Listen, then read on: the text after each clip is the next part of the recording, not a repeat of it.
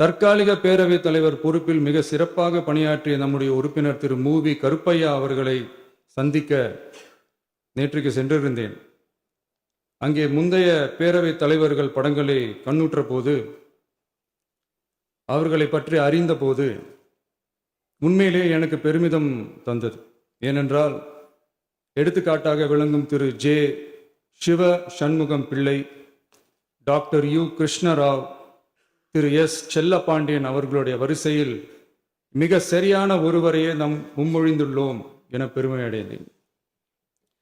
அதே போன்றுதான் நம்முடைய பேரவை துணைத் தலைவர் அவர்களும், நீங்கள் இருவருமே மிக சாதாரண குடும்பத்தில் பிறந்து மக்கள் பணியாற்ற வேண்டும் என்கிற அவாவில் செயல்பட்டு வந்தவர்கள்.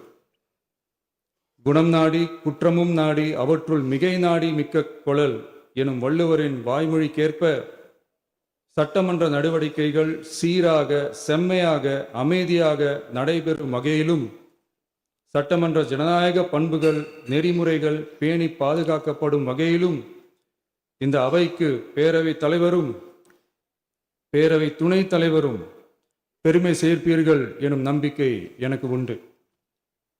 அரசியலுக்கு அப்பாற்பட்டு மனிதர்களை மதிக்கும் நல்ல பண்புகள் நிலைநாட்டப்பட வேண்டும். தமிழ் பண்பாடு போற்றப்பட வேண்டும்.